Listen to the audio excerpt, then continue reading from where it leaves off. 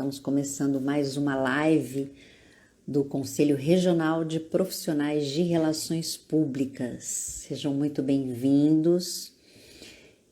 Me falem de onde vocês estão falando, se são nossos embaixadores, quero saber de onde vocês, de qual faculdade vocês são, para que a gente possa mandar aí um alô para todos vocês. Vou aproveitar aqui, já vou pegar bem do ladinho aqui, ó, para convidar meus amigos a acompanharem essa live. Nós vamos falar hoje sobre diversidade, um assunto tão importante na comunicação, em especial para vocês, profissionais de relações públicas e futuros profissionais, como trabalhar a diversidade, como incluir, né, todos os públicos no nosso trabalho, no nosso diálogo.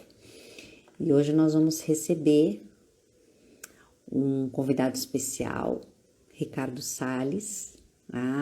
Olá, Ricardo, boa noite. Já vou chamar o Ricardo. Mas antes quero fazer aí alguns recados para vocês que têm acompanhado as ações do Conselho.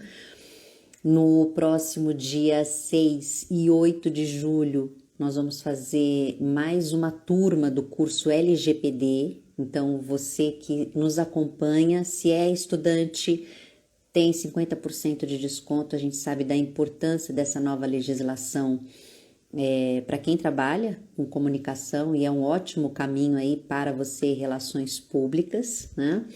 E quero também convidá-lo a participar da nossa live do Empregabilidade que acontece no dia 1º. Então vamos lá. 10-0 aqui para o meu Instagram, vou convidar o Ricardo. Olá, Arthur. Tô vendo o Carlos aqui também da Abracom. Um grande abraço, Carlos. Faz tempo que a gente não se fala. Olá, Ricardo. Olá, boa noite, tudo bem? Boa noite, tudo bem e você? Tudo jóia, satisfação estar aqui com vocês. Satisfação é nossa, prazer te receber. Quando a gente falou que você estaria na live, recebemos muitos aplausos. Poxa, adoro o Ricardo, que delícia. Ai, que notícia boa, fico muito feliz. Que bom. Ricardo, a gente te convidou para falar de um assunto muito importante. Eu quero dizer que o Conselho promove essas lives todas as quartas-feiras, né? Nós temos um público muito grande de estudantes, e é uma maneira desse estudante visualizar o futuro dele, né, após a saída da faculdade. E quando a gente pensou na diversidade, é óbvio, né, que é um assunto importantíssimo, mas como que esse aluno tem que se preparar e tem que ir para o mercado de trabalho, porque é uma nova geração, porque é uma nova realidade, né? E aí a gente escolheu nada mais, nada menos do que Ricardo Salles, que é um especialista, um apaixonado por diversidade, né? Então seja muito bem-vindo à nossa live. E quando a gente pensou no tema, né? Então a gente colocou assim, diversidade, e eu com isso. Eu queria que você começasse falando, né? E eu com isso, né? O que eu tenho a ver com diversidade? Falando primeiro de uma forma mais ampla e depois de mim, propriamente, né? Eu acho que esse é um tema que deveria engajar a qualquer pessoa, porque é uma discussão que no fim do dia é sobre respeito, é sobre uma melhor distribuição das oportunidades para todas as pessoas. Então, eu gosto de imaginar que pessoas bem informadas e bem intencionadas teriam de saída uma predisposição a se aproximar dessas agendas, olhadas aqui numa perspectiva ampla, porque é como eu oriento o meu trabalho, né, pensando nas questões de raça, de gênero, de pessoas com deficiência, geracionais, e nessa também que a gente trabalha aqui no mês de junho, que é o mês do orgulho LGBT. Você viu que eu tô a caráter aqui, né? Eu tô com a bandeira LGBT na roupa. Então, acho que deveria nos interessar a todos e todas. Quando eu penso na minha jornada, esse eu particular, né, como é que o tema entra na minha vida, ele tem a ver, inclusive, com a minha formação universitária. Eu sou formado em RP pela ECA. E quando eu estava na faculdade, ali em 2005, já tem aí 16 anos, eu sou dessa geração aí cringe, né? Eu sou o millennial antigo, já antigo, esses millennials antiguíssimos. E eu estava na faculdade lá há 16 anos, em 2005, e naquele mesmo momento eu trabalhava numa empresa, eu trabalhava na Caixa, e a Caixa Econômica foi uma das empresas pioneiras dessa agenda aqui no Brasil. Então eu tive a oportunidade de, ali na minha organização, na empresa em que eu trabalhava, começar a trabalhar com um tema que falava alto para mim, né? Porque como uma pessoa LGBT, eu me questionava muito já por que as questões relacionadas à minha orientação sexual poderiam representar um problema para a minha carreira. Isso já me angustiava, de certa maneira. Então, me levou a me aproximar desse tema. Eu estava lá na ECA, me formei depois de alguns anos, e aí eu entendi, e aqui fica uma dica até para quem é estudante e está nos acompanhando, eu entendi que eu tinha ali um tema super interessante para fazer um TCC.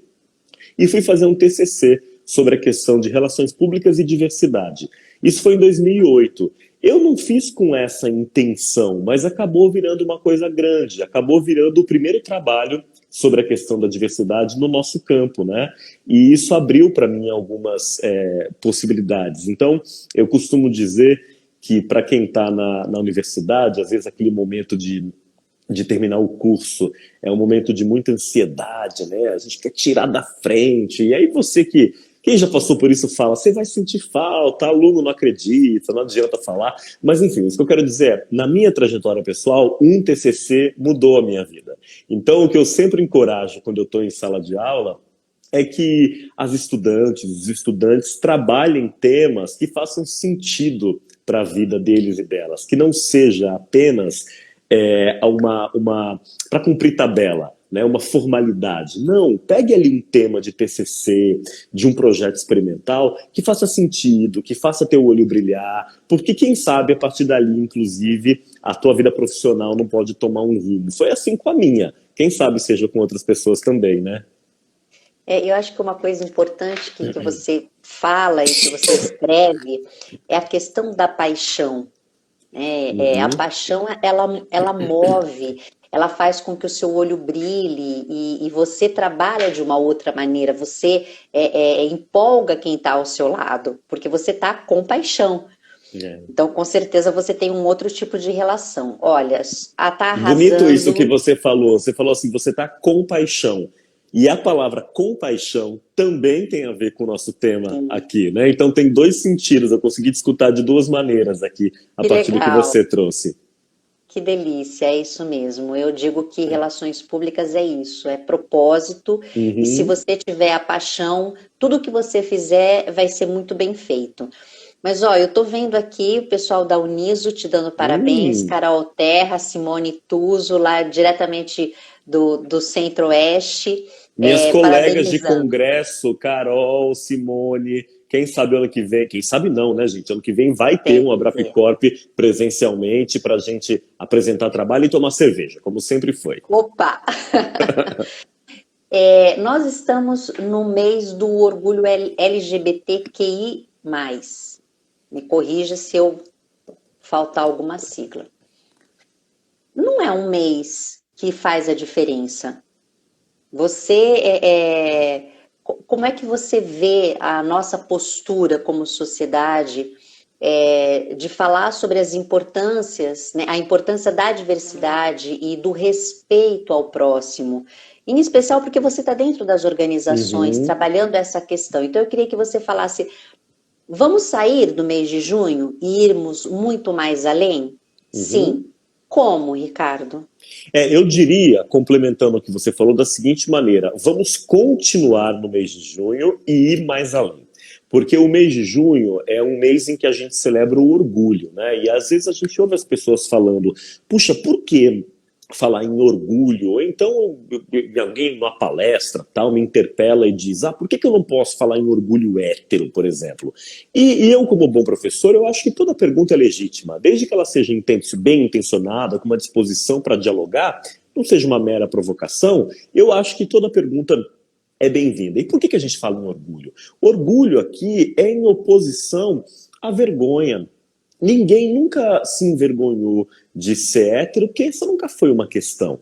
Mas para quem é LGBT, para a nossa comunidade, durante um período da nossa vida, sobretudo para quem está nesse mundo aqui há um pouco mais de tempo, a questão da orientação sexual ou da identidade de gênero, ela foi um motivo que, ela de alguma maneira, ela nos servia para nos ofender, para nos agredir, né? Eu posso falar de mim, eu só posso falar da minha experiência no fim do dia. Eu tenho 38 anos. Quando eu era criança, adolescente, não existia na televisão nenhuma referência positiva a uma pessoa LGBT como eu.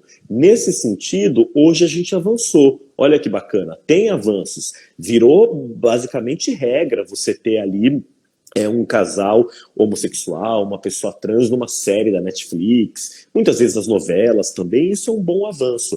Mas então é orgulho no sentido da gente celebrar aquilo que ao longo da nossa história disseram que era motivo de vergonha. E aí a gente chega e fala, pera lá, não é bem assim. Eu me orgulho de quem eu sou. Então é um mês festivo. De parte das empresas, eu acho muito importante que se celebre o mês de junho. Eu adoro ver esse tanto de marca usando as cores do arco-íris, e eu falo isso para você, que eu adoro, porque eu sei reconhecer o quão recente é isso, né?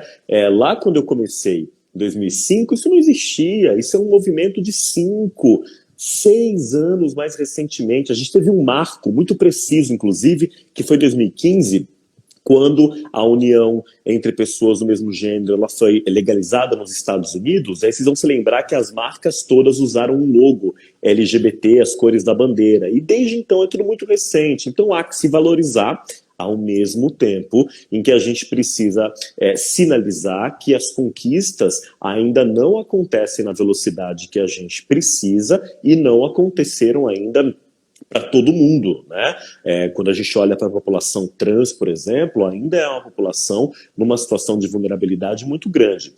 De parte das empresas, eu digo que tem duas palavrinhas mágicas que elas devem ter atenção e que, de certa maneira, estão relacionadas à comunicação.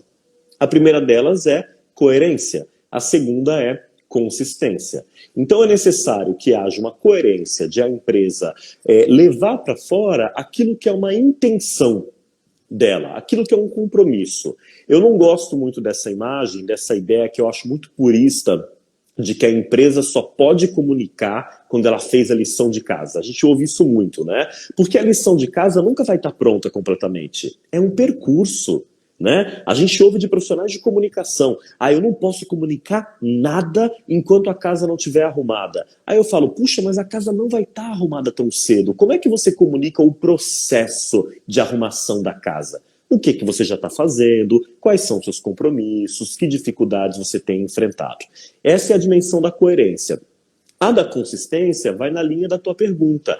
É a gente ir além do mês de junho. O mês de junho é importante, é celebração, é alegria, mas é além dele, né? Significa essa disposição toda que a gente vê das marcas nesse mês, que ela se estenda para outros períodos do ano e que ela entenda e compreenda, sim, a dimensão da comunicação, mas que vá além, que a gente possa avançar também em termos de outras pautas, como, por exemplo, a questão de empregabilidade, de geração de renda, da violência que a nossa comunidade ainda é alvo no Brasil.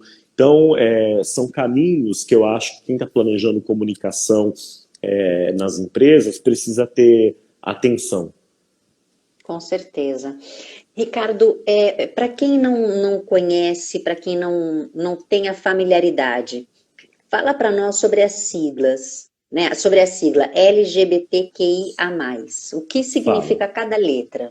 Falo com o maior prazer e, em primeiro lugar, sinalizando às pessoas que a sigla ela é algo que é construída pelo movimento social, ela muda porque a sociedade muda, mas você não vai ser multado na rua se falar LGBT, por exemplo. Não tem problema. É importante a gente entender o debate que está inserido nessa sigla, mas ninguém vai ser multado, ninguém vai perder pontos, não vai ter a sua carteirinha de aliado caçada se falar LGBT simplesmente. O fato é que por que a sigla muda tanto? É absolutamente natural. À medida em que os movimentos vão se articulando, eles passam a demandar visibilidade na sigla, né? Eles passam a demandar visibilidade para suas demandas e reivindicações. Então a gente já teve várias siglas. Teve uma nos anos 90 que nunca foi do movimento, ela foi inventada pelo mercado. A gente falava GLS, né? Era o mercado que usava essa sigla. Aí a gente foi falar GLBT. E aí, na sequência, falamos, puxa, fala GLBT, será que não é melhor colocar as mulheres à frente, falar LGBT? Essas decisões eram tomadas nas conferências LGBTs, que são grandes eventos convocados pelo Ministério dos Direitos Humanos e que aconteciam em Brasília. Vocês podem imaginar que por conta do nosso cenário e por conta desse governo pavoroso que nós temos, essas conferências não acontecem mais, infelizmente. O fato é que a sigla, ela procura abarcar questões relacionadas à orientação sexual e à identidade de gênero. Quando a gente fala em lésbicas, gays, bissexuais, a gente está falando sobretudo de orientação sexual. Mesma coisa quando a gente fala de pessoas pansexuais, por exemplo. Quando a gente fala das questões que envolvem o T, as pessoas trans, ou mesmo nas questões que envolvem o Q, que é uma palavra que vem do inglês, o queer, a gente está falando das questões que envolvem identidade de gênero, expressão de gênero, entre outras características. E o I é uma dimensão sexual. Quando a gente olha para a sexualidade humana, ela tem várias dimensões. Uma delas é a do sexo, é a biologia. A gente pode ser do sexo masculino, do sexo feminino ou intersexual, que é aquele grupo de pessoas que no passado, não se utiliza mais essa expressão, a gente chamava de hermafroditas. É uma condição biológica. Outra dimensão é essa que eu mencionei, orientação sexual, que é para onde se encaminha o nosso desejo, o nosso afeto, a nossa vontade de estar junto. E a outra é relacionada à identidade de gênero, que é como a pessoa se reconhece. Não tem relação a como ela nasceu. Ela pode ter nascido de um modo ou ser reconhecida de outro. Aí é importante que a gente faça esse reconhecimento. Me lembro aqui agora, enquanto eu falo com você, que o Conselho de Profissionais de Relações Públicas foi um dos primeiros no Brasil a autorizar o uso do nome social. Eu não me lembro quem era o nosso presidente na época, mas a OAB ela foi uma instituição que puxou, né, essa discussão, e aí em pouco tempo o Conferp também aderiu. Então ponto pra gente aí. Com certeza, Ricardo, é verdade. Eu já estava na gestão, estava acompanhando e eu me lembro, isso foi bem legal esse momento. Eu queria que você falasse um pouquinho, já que você está falando de momentos históricos, né? Para quem não conhece, conta um pouquinho da história de 28 de junho. Ela nasceu nos Estados Unidos. Foi um movimento. Exatamente. É sempre muito difícil a gente dizer quando é que começa um movimento. Então a gente vai recorrer a marcos que são simbólicos, né? É assim que funciona. Então, simbolicamente, a gente recorre aos acontecimentos do mês de junho de 1969. Há um bar em Nova York, um bar que ainda existe, ele se chama Stonewall Inn, fica no Village, no sul de Manhattan, e esse bar era frequentado majoritariamente pela população LGBT, sem que a gente usasse essa sigla ainda, né? Mas a comunidade LGBT frequentava esse bar. E essa comunidade era algo frequente da violência policial, das batidas policiais, de suborno e de tudo isso. Bom, para encurtar a história, numa determinada noite, que foi a noite de 28 de junho, a população frequentadora daquele bar resolveu se insurgir contra a polícia. E foi um movimento muito interessante, que está descrito na literatura. Eu trabalho esse tema na minha dissertação de mestrado também, e é um movimento interessante da gente lembrar, inclusive, quem é que estava ali à frente. Porque Hollywood pintou uma imagem de Stonewall como um acontecimento quase que exclusivamente gay. Mentira. Quem estava ali na frente, sobretudo, eram pessoas trans, mulheres lésbicas e homens gays também, mas sobretudo os negros, os latinos. Então, as comunidades mais à margem da sociedade foram as que lideraram aquele movimento. Começou aquilo que entrou para a história como a Revolução de Stonewall.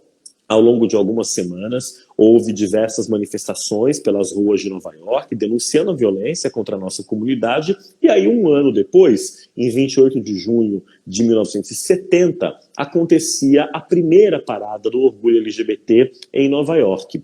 E também em São Francisco. E aí aquilo começa a acontecer em várias regiões dos Estados Unidos e da Europa. É legal falar de Stonewall, e é por isso que a gente celebra o orgulho LGBT, o 28 de junho, mas é legal pensar no Brasil também. Naquele momento a gente estava numa ditadura militar, e vamos lembrar que 69 é um ano logo depois do AI-5. Então a gente estava num período duríssimo da ditadura brasileira, um período duríssimo da ditadura que dificultava a organização social no nosso país. É claro que ela existia, mas ela era dificultada pela ditadura, né? Mas no final dos anos 70 vai acontecer a maior articulação do movimento no Brasil. Então a gente vai ter ali, olha a comunicação aparecendo, vai ter o lançamento do jornal Lampião da Esquina, que era um jornal voltado à comunidade, editado por figuras como Aguinaldo Silva, João Silvério Trevisan, parênteses. Quem quiser consultar o acervo completo do jornal Lampião da Esquina, dá um Google aí, vocês vão achar no site do Grupo Dignidade de Curitiba, tudo digitalizado.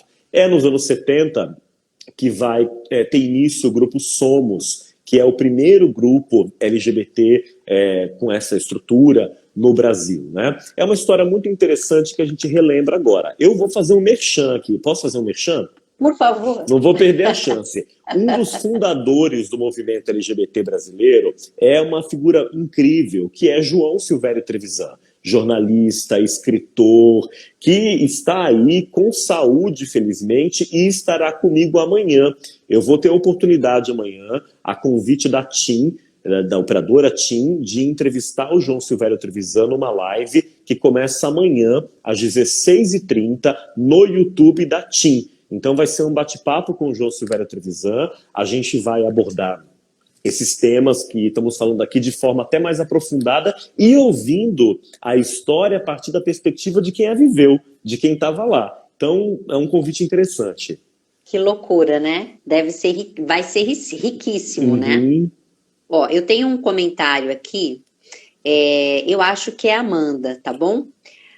Não gostamos da expressão orientação sexual. Ninguém é orientado a nada, e sim tem uma identidade com o gênero feminino sexualmente. Usamos isso em nossa dissertação de mestrado e recebemos elogios da banca. Quer dizer, são as manifestações e mostrando que as pessoas estão entendendo e estão colocando trabalhos. Eu acho que isso é fundamental, né? A gente escrever sobre isso. E cada um se apropria do tema de um modo, né? O importante é a palavra opção não cabe, né? Você não cabe falar em opção sexual porque não é uma escolha. Orientação sexual é a expressão que eu diria que ela é mais bem aceita no movimento. Mas na academia a gente tem todo o espaço, que bom, democrático para divergência. Então fico muito feliz que elas tenham proposto uma expressão nova, né? E que tenham validado isso em seus trabalhos. Que ótimo. Isso é muito bom. Viva a democracia! Ricardo, por causa da sua paixão, você hoje tem uma consultoria, né, que é a Mais Diversidade. Eu queria que você falasse como é que você trabalha, até mesmo para quem está nos acompanhando e se identifica também nesse trabalho, né, para ter um exemplo. Você aqui está dando uma aula para nós. Queria que você falasse um pouco da sua consultoria. Falo com o maior prazer. A Mais Diversidade é um negócio social, é uma consultoria que ajuda as organizações a serem mais diversas, ou seja, a terem uma maior representatividade da sociedade e também a serem mais inclusivas, garantindo que seu ambiente de trabalho seja mais acolhedor para todo mundo. A gente trabalha com os temas de diversidade e inclusão numa perspectiva ampla e interseccional. O que eu quero dizer com isso? A gente aborda os temas de raça, gênero, pessoas com deficiência, gerações, LGBT, pessoas em situação de refúgio ou migração, vários outros assuntos, inclusive pensando nos entrecruzamentos da diferença. Por exemplo, quando eu coloco raça e gênero para dialogarem, eu tenho uma oportunidade melhor de refletir acerca da vivência das mulheres negras, né, que vai ter uma peculiaridade ali em termos de vulnerabilidade, inclusive. O que a gente faz? A gente oferece para as organizações trabalhos, serviços que estão estruturados em algumas linhas principais. Uma delas é a consultoria. É o trabalho de apoiar essas empresas na construção da jornada de diversidade e inclusão, tendo um planejamento. Eu sempre digo que minha função numa empresa é profissionalizar essa agenda. Esse é o tema que move meu coração, é o tema que faz o meu olho brilhar. Não é assim com todo mundo, e eu não estou muito preocupado com isso, porque ainda que o olho da pessoa não brilhe, o que importa é que ela entenda a relevância. E aí a gente pode trazer isso de um ponto de vista de gestão. Como é que a gente vai ter indicadores, como é que a gente vai acompanhar, como é que a gente vai monitorar, vai ter metas, entre outras questões. A gente apoia também com treinamentos, com palestras, workshops sobre os mais variados temas.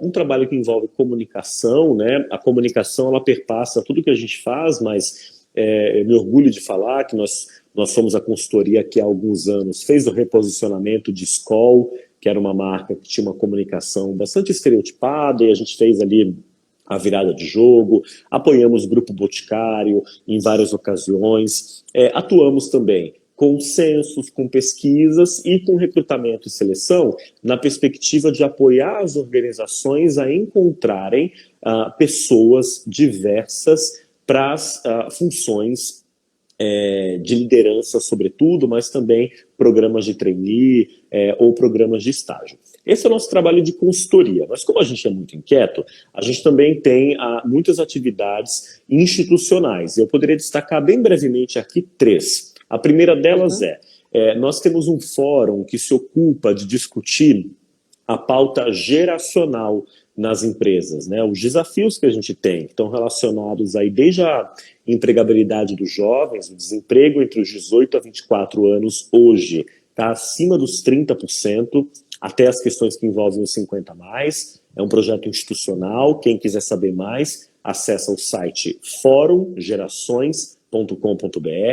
A gente cuida da Feira Diversa, que é um evento que acabou de acontecer, é uma feira de empregabilidade voltada para jovens LGBTs. Esse ano a gente recebeu mais de 4.000 inscrições, realizamos uma semana inteira de evento e agora estamos conectando esses mais de 4.000 participantes às vagas nas empresas. Para saber mais, é só entrar no site feiradiversa.com.br. E, por fim, mas não por isso menos importante, no dia 17 de maio, que foi o dia de luta contra a LGBTfobia, a gente tirou do papel um sonho meu e do meu sócio, João, que foi o lançamento do Instituto Mais Diversidade. Então a consultoria ela segue como a sua finalidade social, mas além disso a gente tem agora um braço 100% voltado ao terceiro setor.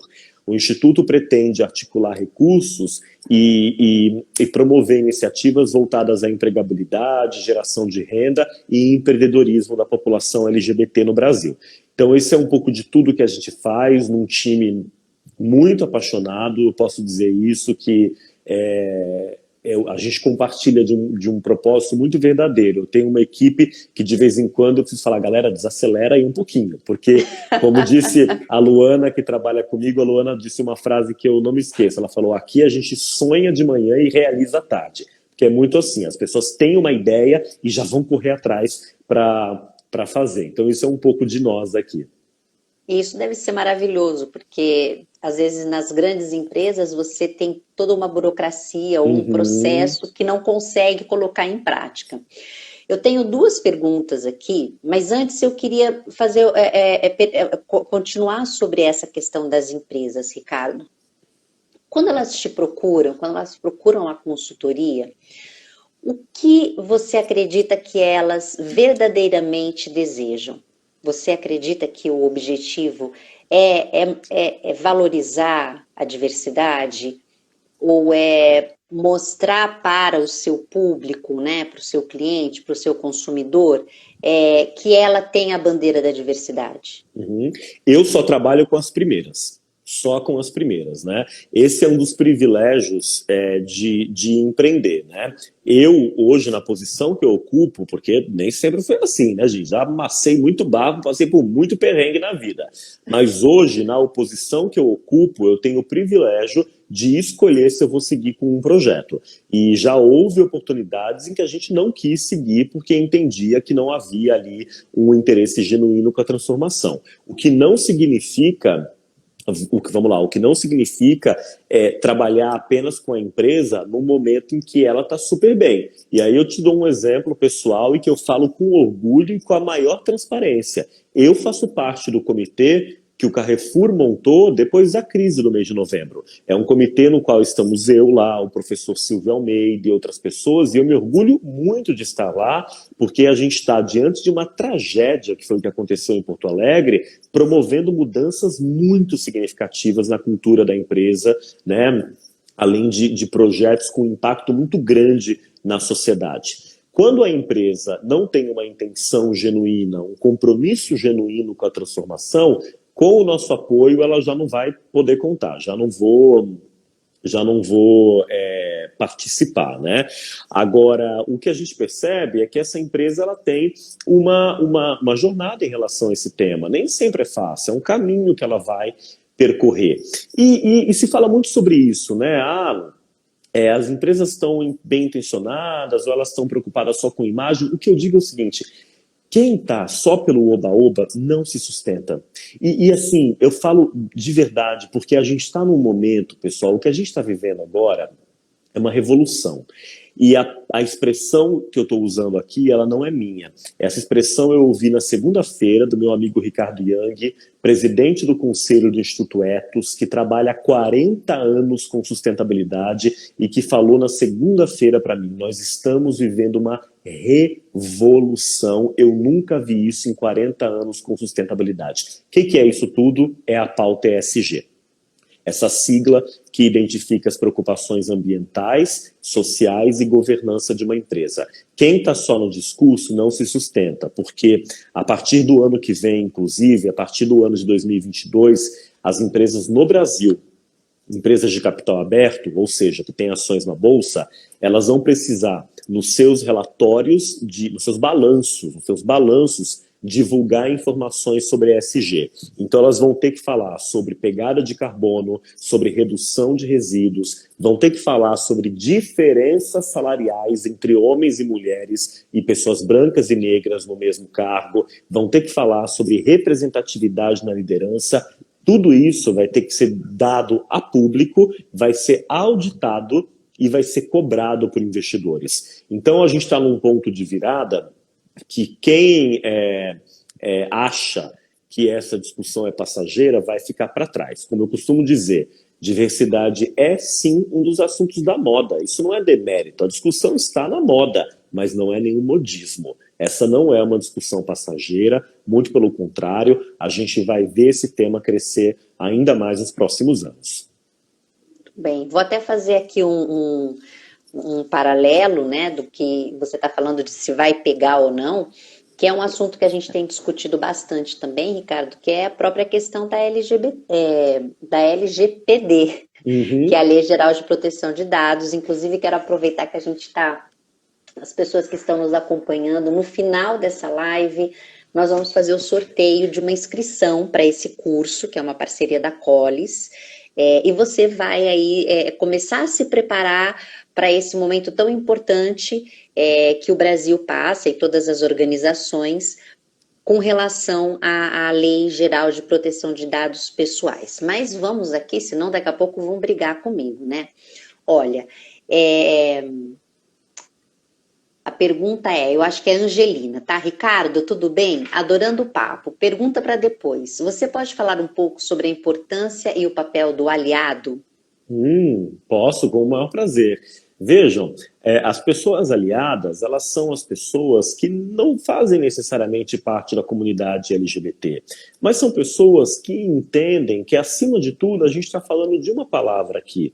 Essa palavra é respeito. É disso que a gente está falando. Então, como eu tinha uma camiseta incrível que eu adorava, que era assim: você não precisa ser LGBT para lutar contra a LGBTfobia. É isso. Nas empresas, construir uma cultura de aliadas e aliados é um dos principais objetivos de um programa de diversidade e inclusão. Porque, veja, o objetivo de um programa de diversidade e inclusão não é tirar as pessoas do armário. A decisão de sair do armário é uma decisão de cunho individual. A cultura da empresa, claro, ela vai dar mais espaço ou não. Né? Se a cultura da empresa for inclusiva, se a liderança for bacana, tem mais chance que a pessoa se sinta à vontade. Mas a decisão, no fim do dia, é dela a partir desse contexto. Mas a gente criar uma cultura de aliados é importante, uma cultura em que as pessoas que têm amigos LGBTs, que têm filhos, né, parentes, ou não precisa ter nada disso, alguém que entende que essa discussão é uma discussão importante, participe. O que eu sempre costumo dizer é a responsabilidade que vem nisso. Não existe aliado 0-0. Aliado necessariamente tem que se engajar. Então, assim, não adianta dizer que é aliado se alguém faz uma, aspas, piada preconceituosa do seu lado e você ri, ou você ignora. Aliado é aquela pessoa que na hora... O que aconteceu aí? Né? Não entendi. De onde veio esse comentário? Que se posiciona, que educa quem está ao redor. Aí é uma postura que a gente precisa. Muito bom. Ótima. Também não conheci esse termo, gostei. Eu sou uma aliada. Que ótimo. Bem-vinda. Obrigada. Ó, a Danúbia diz o seguinte: Ricardo, como você enxerga que as empresas terão a real consciência da diversidade e inclusão? Pois hoje vemos alguns movimentos, mas ainda não é um pensamento homogêneo. Veja, a gente teve um crescimento muito significativo nos últimos anos desse debate no meio empresarial e, ao mesmo tempo em que ele é significativo, ele também é restrito, porque ele acontece hoje, essa discussão acontece hoje, sobretudo nas grandes organizações. As grandes organizações têm um papel de incentivar a sociedade. Então, vocês imaginam, quando um grande banco, quando um grande varejista que tem 100 mil colaboradores fala sobre essa pauta, isso impacta positivamente a sociedade. Quando a gente vê um GPA, Grupo Pão de Açúcar, um Carrefour, um Açaí, um Atacadão, colocando pessoas trans no atendimento, no caixa, isso passa uma mensagem positiva para a sociedade. Mas o que a gente precisa agora é que as pequenas e médias empresas, que são os maiores empregadores do país, se engajem com esse tema. O que eu tenho visto? Elas têm participado dessa discussão muito a partir do estímulo das maiores, porque é o seguinte: quando eu sou uma grande empresa, eu tenho uma cadeia de valor, que são os meus fornecedores. Então, à medida em que eu avanço nessa agenda, eu passo a esperar que essa minha cadeia de valor também olhe com atenção para esse tema. Então, eu tenho notado nos últimos anos, sobretudo do último ano para cá, mais pequenas e médias empresas familiares também, que estão olhando para essa questão, procurando construir um ambiente que seja de respeito para todo mundo. Para quem aqui é profissional de relações públicas, eu acho que a gente está diante de uma oportunidade. Olha, eu falava sobre isso na semana passada com o professor Luiz Alberto de Farias, porque eu dizia para ele, essa agenda ESG, ela é uma agenda que tem sido muito fomentada pelos investidores internacionais, né? E quando a gente olha para os investidores internacionais, a gente teve ali um acontecimento muito importante no ano de 2019, que eu vou contar bem rapidamente para fazer o link aqui. Claro. A maior gestora de fundos do mundo se chama BlackRock. Ela é a maior gestora de fundos do mundo. O que é uma gestora de fundos? É uma organização que reúne trilhões e trilhões e trilhões de dólares que investe em outras empresas. Então a BlackRock é a maior gestora do mundo. O presidente da BlackRock, no ano de 2019, soltou uma carta ao mercado dizendo que era hora de um novo capitalismo. E a carta dele dizia o seguinte: é hora do fim do capitalismo de shareholders, ou seja, o capitalismo de acionista, e é hora do capitalismo de stakeholders. Na hora que ele falou isso, me bateu um frio na espinha. Me bateu o frio na espinha, porque eu falei, aquele bom frio na espinha, porque eu falei, Sim. olha isso, e aí agora eu vou puxar essa discussão aqui, falando da oportunidade, mas ao mesmo tempo, com toda a didática, carinho e objetivo de crescimento, dando um puxão de orelha na nossa categoria.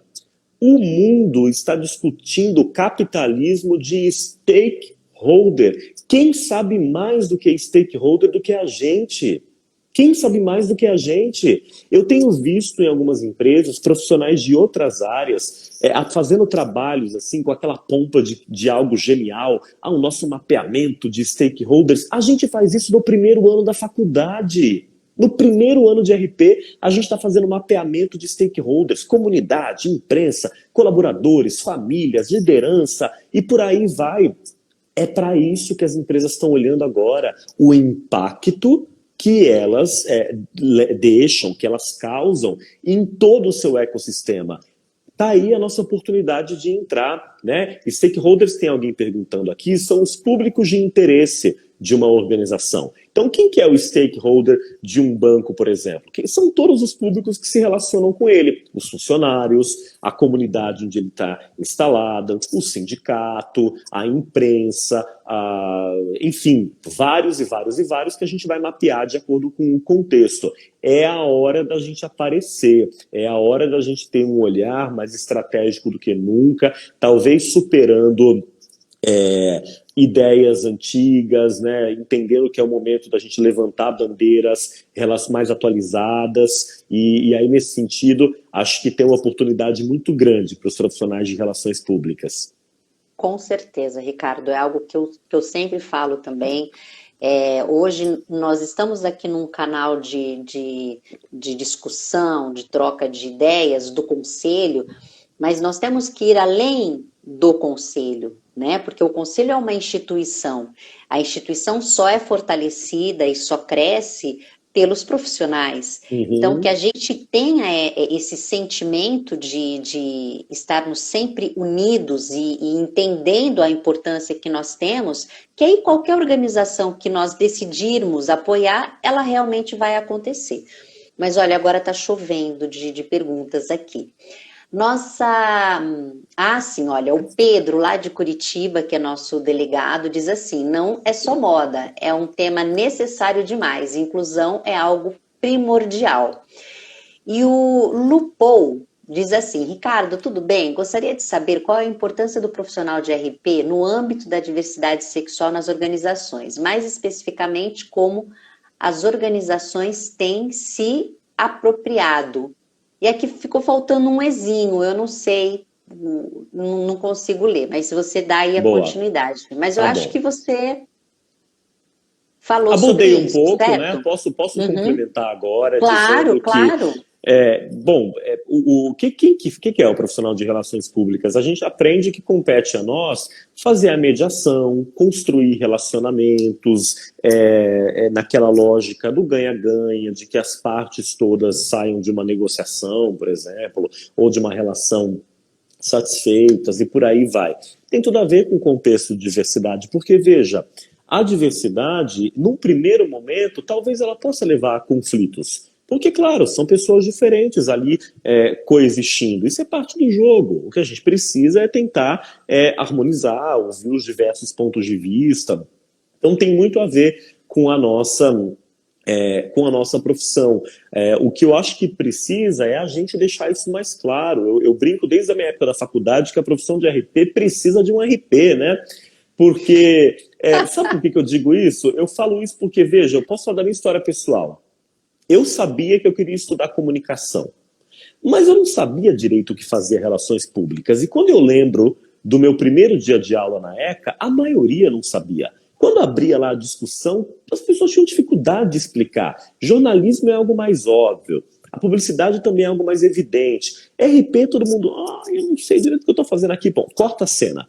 Depois de formados, ou mesmo no meio do curso, estava todo mundo feliz e satisfeito, porque entendia que é o curso, sem nenhum demérito aos demais, mas é o curso que oferece mais oportunidade de ter uma visão ampla da comunicação. É o curso que oferece mais empregabilidade, porque, vamos lá, os nossos colegas jornalistas, infelizmente, não tem mais emprego em redação. Está todo mundo trabalhando em empresa também. Mesmo na publicidade, as agências de propaganda, no modelo atual, estão com dias contados também. Né? Então, está todo mundo trabalhando em organização. E as pessoas acabam descobrindo isso só depois. Né? Eu sou um grande entusiasta, inclusive tem gente na academia que não gosta disso, mas eu sou um grande entusiasta da gente voltar a ter o ciclo básico, todo mundo entrar na faculdade de comunicação, passar 2 anos ali amadurecendo, entendendo cada função e depois fazendo as suas escolhas. Se fosse assim, inclusive, arrisco dizer que RP seria o curso mais popular de todos. Né? Mas eu acho que a gente tem que trabalhar para divulgar, inclusive, agora fechando a resposta, qual é a contribuição que a nossa área pode trazer para essas agendas, né? Se nós somos a área que vai mediar conflito, que vai fazer negociações, que vai preparar a liderança, que vai aconselhar, tem tudo a ver com esses temas do momento. Com certeza. Nossa querida Mércia Segala, lá da Uniso, né, professora, considerando que uma empresa deseja construir a cultura organizacional para a diversidade, após a revisão dos princípios organizacionais, quais são os primeiros passos para que isso aconteça na prática? Boa. Primeiro, vamos pensar na estrutura de um trabalho de gestão que a gente faria na empresa para qualquer tema, né? Quais são as etapas lógicas? A gente faz uma pesquisa, a gente analisa, a gente planeja, a gente executa, a gente avalia. Eu me lembro da professora Ferrari, que foi minha orientadora no mestrado, falando isso no primeiro ano de Relações Públicas, esse ciclo. E esse movimento, ele aparece também no ciclo da diversidade. O primeiro passo é fazer um diagnóstico. Ou seja, qual é o retrato da nossa organização? Qual é a demografia da nossa organização? Isso pode ser complementado por uma pesquisa quali, em que eu procure entender ali quais são as crenças em relação ao tema, fazer um focus group, entrevistas em profundidade, para entender desafios e oportunidades. Na sequência, traçar um plano de ação, conectando esse plano de ação aos principais valores daquela organização, a cultura dela, definindo objetivos, traçando uma governança, ou seja, quem vai acompanhar o quê, e aí, sobretudo, um ponto que para mim é fundamental, meta. Meta.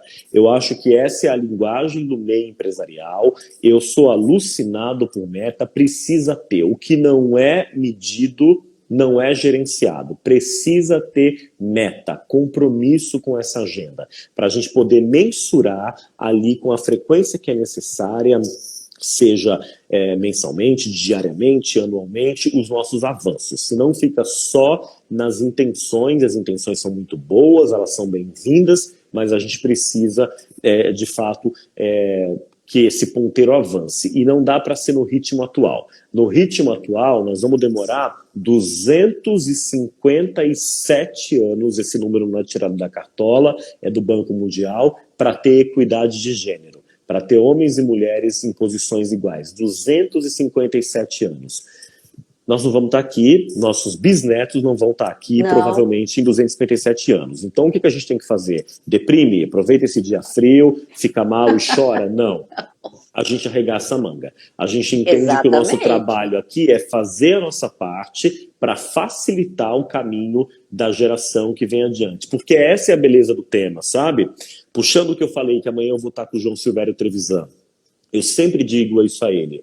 Se hoje eu estou como um consultor de diversidade, é porque nos anos 70 o João estava sendo preso pela ditadura por ser LGBT.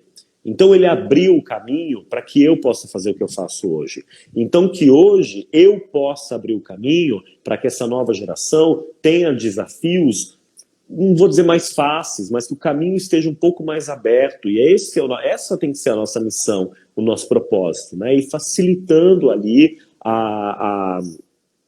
o trabalho da geração que vem a seguir.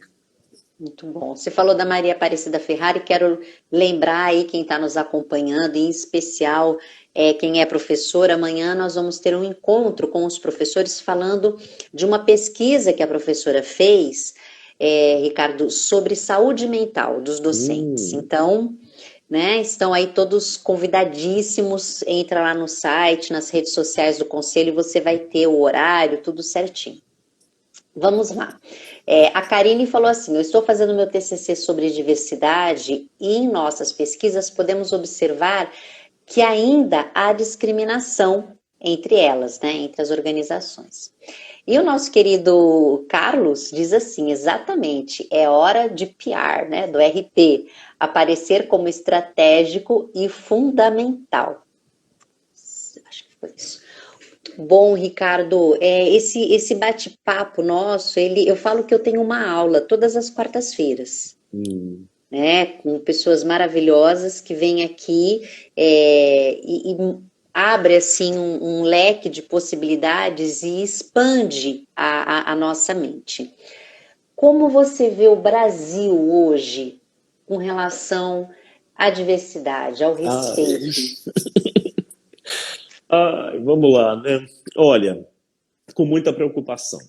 Com muita preocupação, eu acho que as empresas têm feito um trabalho absolutamente importante nessa agenda, não são todas ainda, mas muitas organizações de grande porte, sobretudo, têm dado um recado consistente no sentido de valorizar a diversidade e a inclusão. No entanto, as empresas sozinhas não vão dar conta do recado. No entanto, não é responsabilidade exclusiva do meio empresarial olhar para essas agendas. É uma responsabilidade compartilhada. As empresas têm que fazer a sua parte, a gente tem que cobrar, tem que exigir, mas as políticas públicas também têm que agir. E nesse sentido, a nossa situação atual é uma tragédia. É uma tragédia, não existe outra palavra, é uma tragédia em todos os sentidos. Eu vou publicar amanhã um artigo no Estadão, que eu convido vocês a lerem, cujo título Não existe ESG sem democracia, em que eu estou ali convocando o meio empresarial a se manifestar em relação a tudo que está acontecendo aqui.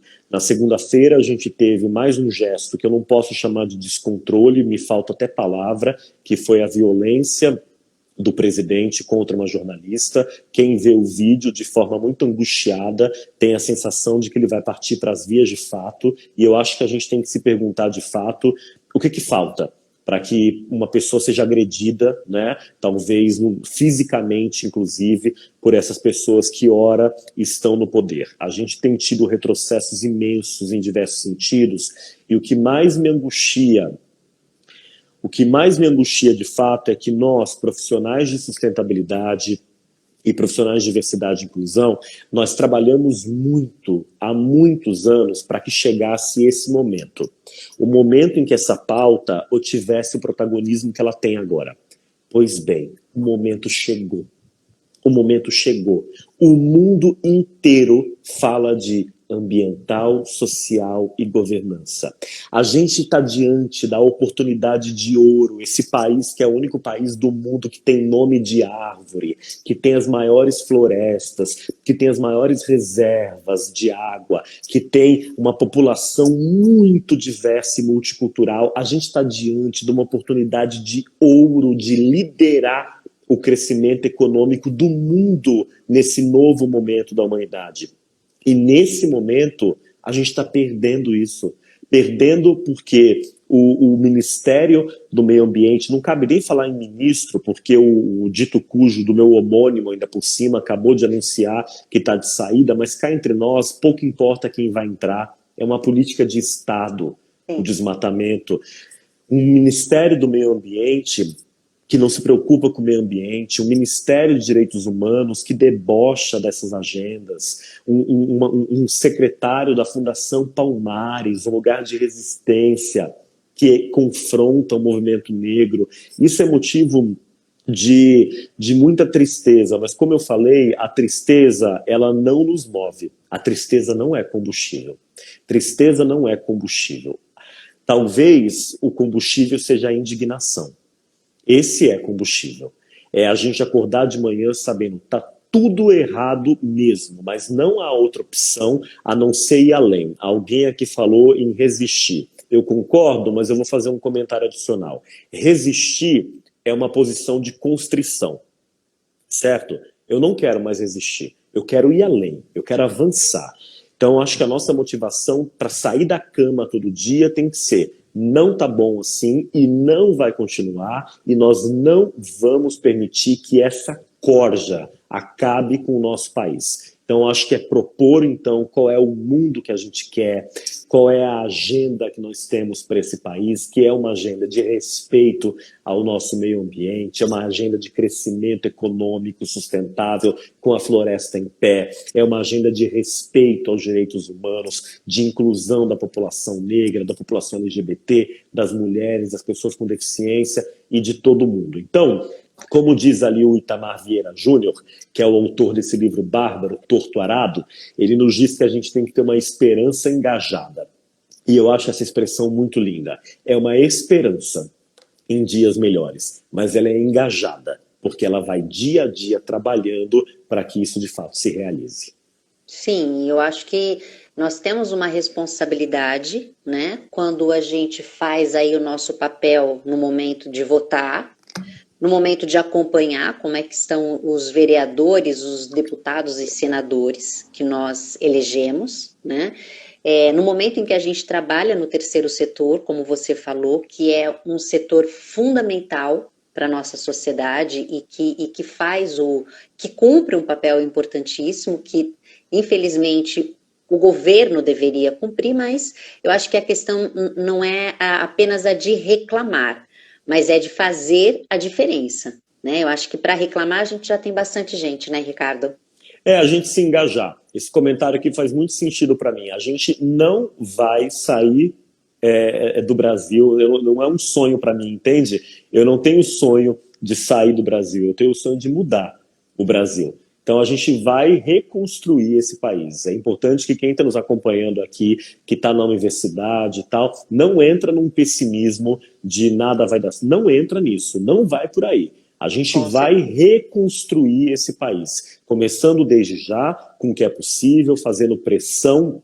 Inclusive, é inadmissível que não esteja sendo votado nesse momento um processo de impeachment, é inadmissível, inexplicável. Então a gente tem que seguir fazendo pressão. Se não acontecer o impeachment como deveria acontecer, porque crime de responsabilidade não falta, que a gente possa nas urnas no ano que vem corrigir essa tragédia e iniciar juntos um trabalho para a reconstrução do nosso país. E aí, de novo, profissionais de relações públicas podem fazer a sua parte no terceiro setor, nas organizações de sociedade civil, nas empresas privadas, na universidade e em entidades, como o CONRERP, como o CONFERP, e tantos de vocês que trabalham aí voluntariamente, trabalham muito e que contam com todo o meu apoio e admiração, viu? Ricardo, eu quero agradecer muito pelo seu tempo, pelo seu conhecimento, pela sua paixão, né, que contagia a todos nós. Dizer que o Conselho está sempre à sua disposição e parabenizar pelo trabalho que você tem feito. E não sou eu falando, né? Todas as pessoas que acompanharam aí a nossa live de hoje parabenizaram. Então, muito obrigado. Parabéns pelo mês, né? Que a gente possa multiplicar essa festividade todos os dias. Muitíssimo obrigado. Pessoal que está acompanhando, me sigam aqui também, para a gente continuar trocando ideias sobre diversidade e inclusão. Bom evento para vocês aí amanhã. Você comentou, fiquei curioso, porque saúde mental é um tema bárbaro. E vocês têm um aliado aqui sempre que precisarem, tá bom? Muito obrigada, Ricardo. Um grande beijo. E prestem atenção aí no sorteio que nós vamos fazer para o curso do LGPD. Um beijo, Ricardo. Até mais. Tchau, tchau. Tchau, tchau.